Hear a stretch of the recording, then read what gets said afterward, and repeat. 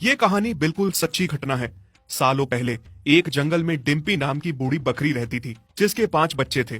बकरी रोजाना बाहर जाती थी और अपने बच्चों के लिए खाना लेकर आती थी। उसी जंगल में एक भेड़िया भी रहता था, जिसकी नजर बकरी के बच्चों पर थी। वो मौका तलाशता था कि कब बकरी बाहर जाए और वो बकरी के बच्चों को खाए। बकरी को भी इसके बारे में पता था, इसीलिए वो अपने बच्चों को जंगली जानवरों से बचने के तरीके बताती रहती थी। बकरी हमेशा कहती थी कि भेड़िया बहुत चालाक होता है और उसकी आवाज भारी और पैर काले होते हैं। बच्चों, मैं तुम्हारे साथ हमेशा नहीं रहूंगी। मुझे 100 काम आ सकते हैं।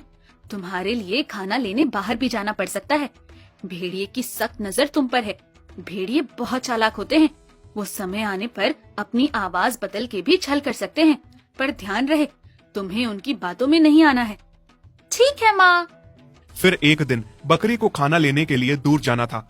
उसने अपने सारे बच्चों को बुलाकर समझाया और कहा, मेरे प्यारे बच्चों, मैं तुम्हारे लिए खाना लेने जा रही हूँ और आज खाना लेने दूर जाना पड़ रहा है।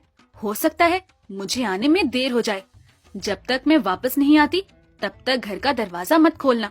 ठीक है माँ, हम आपके आने पे ही दरवाजा खोलेंगे। आप चिंता ना कीजिए। सभी बच्चों ने कहा कि वो अपना ख्याल रखेंगे और माँ को खुशी खुशी विदा कर दिया। बकरी के जाने के बाद ना जाने कैसे भेड़िए को भनक लग गई कि बकरी घर पर नहीं है, बच्चे अकेले हैं।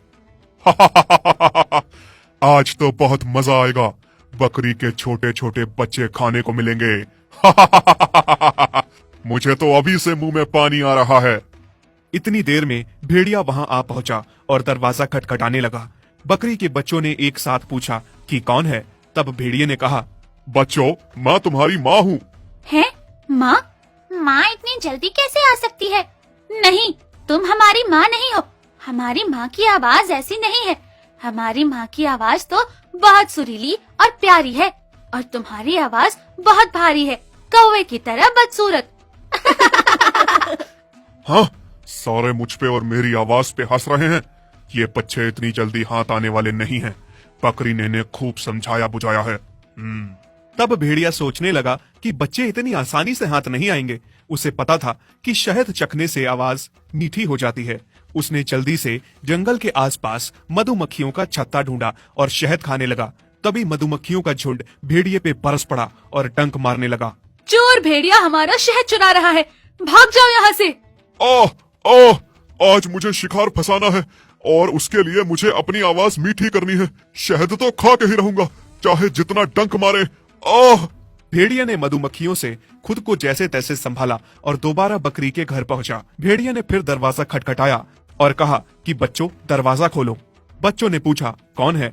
तभी भेड़िए ने उनकी माँ की आवाज में बोला, मैं तुम्हारी माँ हूँ। इस बार मधुर आवाज सुनकर बच्चों ने सोचा कि शायद उनकी माँ ही आ गई। उनमें से छोटा बच्चा बहुत चालाक था। उसने कहा, रुको, ऐसे ही किसी के भी झांसे में मत आओ, मुझे पहले देखने दो। बच्चे ने दरवाजे के नीचे से देखा। ये हमारी माँ नहीं है, ये तो कोई और है जो माँ की आवाज बदल के हमें बेवकूफ बना रहा है। इसके पैर तो काले हैं। सभी बच्चों ने चिल्लाते हुए कहा कि तुम हमारी माँ नहीं हो। हमारी माँ के पैर गोरे हैं, लेकिन तुम्हारे पैर काले हैं। तुम्हारे पैर तो भालू जैसे काले हैं। तुम भेड़िए हो। बड़े ही चालाक बच्चे हैं। अब क्या करूं? लगता है आज अरमानों पे पानी फिर जाएगा। एक बार फिर से भेड़िए को खाली हाथ लौटना पड़ा। लौटते समय उसे रास्ते में एक आटे की चक्की दिखी और भेड़िए के दिमाग में एक तरकीब सूझी। आहा, बकरी के बच्चे कह रहे थे उनकी माँ के पैर गोरे हैं, तो मैं भी अपने पैरों को गोरा कर लेता हूँ। उसने जल्दी जल्दी जमीन पर बिखरे आटे को अपने पैरों पर लगाया। अब भेड़िए के पैर भी सफेद हो गए और वो दोबारा बकरी के घर पहुंच गया और दरवाजा खटखटाने लगा। कौन है? फिर भेड़िए ने आवाज बदलकर दरवाजा खोलने के लिए कहा, बच्चों, दरवाजा खोलो, मैं आ गई तुम्हारे लिए खाना लेकर। जल्दी दरवाजा खोलो। इस बार आवाज भी माँ के जैसी थी और पैर भी सफेद थे। ये देखकर सब दरवाजा खोलने के लिए आगे बढ़े। तभी बकरी का सबसे छोटा बच्चा बोला, ये माँ नहीं है, मुझे कुछ गलत महसूस हो रहा है, दरवाजा मत खोलो। लेकिन किसी ने उसकी बात नहीं सुनी और दरवाजा खोल दिया। दरवाजा खोलते ही उन्होंने देखा कि दरवाजे पर माँ नहीं बल्कि भेड़िया है। सारे बच्चे डर जाते हैं। बहुत तड़पाया तुम सबने। अब कौन बचाएगा तुम्हें? सभी उससे बचने के लिए यहाँ वहाँ भागने लगे। नहीं, हमें मत खाओ, हमें छोड़ दो। भेड़िए ने किसी भी बच्चे पे तरस न खाया और एक एक करके चारों बच्चों को पकड़कर थैले में भर लिया। जल्दबाजी में भेड़िया भूल गया कि बकरी के 5 बच्चे हैं। अब बकरी के बच्चे से भरा थैला लेकर भेड़िया अपनी गुफा की ओर जाने लगा। बकरी का सबसे छोटा बच्चा छुप गया था। तभी कुछ देर बाद बूढ़ी बकरी डिम्पी अपने घर पहुंचती है और वहां पर सब कुछ बिखरा देखकर बहुत डर जाती है। मेरे बच्चे कहाँ गए? तभी उसका घर में छुपा हुआ एक बच्चा डर सहम कर बाहर आता है। माँ, सब भाई बहनों को भेड़िया ले गया। मैं किसी तरह छुप गया था। सभी बात सुनकर डिम्पी बहुत घबरा गई कि कहीं भेड़िया उसके बच्चों को कोई नुकसान न पहुंचा दे। वो भेड़िए को सबक सिखाने और बच्चों को बचाने के लिए उस गुफा की ओर चल पड़ी। उधर बच्चों को उठाकर ले जा रहा भेड़िया चलते चलते थक गया। उफ, मैं तो बहुत थक गया। ऐसा करता हूँ, थोड़ी देर बैठ के आराम कर लेता हूँ। भेड़िया रास्ते में एक पेड़ के नीचे आराम करने के लिए बैठ गया। बैठे बैठे उसे नींद आ गई। तभी बूढ़ी बकरी डिम्पी वहीं पहुंच गई। उसने भेड़िए को सोते हुए देखा और चुपके से अपने बच्चों से भरा थैला खोलकर सभी बच्चों को बाहर निकाल लिया। फिर डिम्पी ने फटाफट बच्चों की मदद से थैले में पत्थर भर दिए और सभी पास की झाड़ियों में छुप गए। मेरे बच्चों को उठा ले जाएगा? तेरी इतनी हिम्मत? अब देख तेरा क्या हाल करती हूँ। कुछ देर बाद जब भेड़िया उठा तो थैला लेकर गुफा की ओर चलने लगा। उसे इस बार थैला थोड़ा भारी लग रहा था। है? ये थैला इतना भारी भारी कैसे लग रहा है?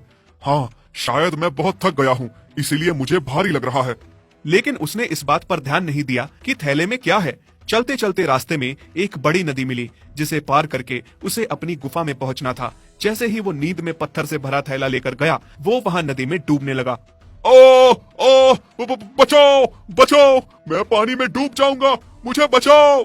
भेड़िया पानी से बाहर निकलने की बहुत कोशिश करता है लेकिन निकल नहीं पाता और धीरे धीरे करके पानी में डूब जाता है। ये देखकर बकरी और उसके बच्चे बहुत खुश हुए। शुक्र है माँ, तुम समय से आ गई और हमें बचा लिया। कैसे ना आती मेरे बच्चों। माँ हर जगह अपने बच्चों के लिए आ जाती है। इस भेड़िए को तो इसके किए की सजा मिलनी ही थी, क्योंकि उसने तुम्हारे साथ छल किया और छल से तुम्हें ले गया। किसी के भी साथ धोखा या छल नहीं करना चाहिए। गलत करने का नतीजा भी गलत ही होता है। उसका नतीजा उसे मिल गया। अगर आपको हमारी ये वीडियो अच्छी लगी तो प्लीज़ हमारे फेसबुक पेज को लाइक, शेयर, कमेंट और फॉलो ज़रूर करें।